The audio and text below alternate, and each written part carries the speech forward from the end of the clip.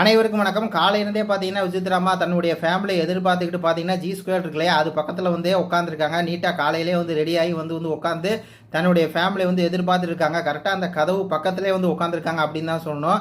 அதை பார்த்துட்டு விஷ்ணு என்ன சொல்கிறார் அப்படின்னா, லட்டு கூட்டு தான் இன்றைக்கி அப்படிங்கிற மாதிரி பார்த்தீங்கன்னா அவர் சொல்கிறாரு. இந்த பக்கத்தில் இந்த மானங்கட்ட தினேஷ் அப்படின்னு சொல்லி ஒருத்தர் இருக்கார்ல, அவர் வந்து பார்த்தீங்கன்னா ப்ரொமோஸ் அப்படின்னு சொல்லி அங்கேயும் பார்த்தீங்கன்னா வந்து வெறுப்பேற்றி விட்டுக்கிட்டு தான் இருக்காரு அப்படிங்கிற மாதிரி சொல்லலாம். ஆனால் அதை விடுங்க, இந்த ஒரு மானங்கட்ட தினேஷ் அவரை விடுங்க.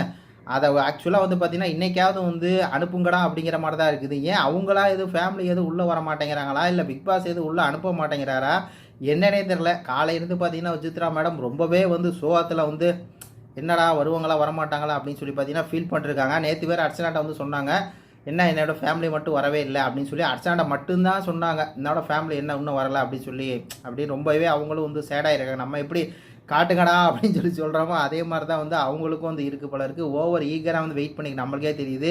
அவங்க மோத்த பாருங்கள், அந்த அளவுக்கு வந்து ஒரு டல்லாக இருக்குது. சே, இது பற்றி அவங்க கருத்துக்களை சொல்லுங்கள். நன்றி, வணக்கம்.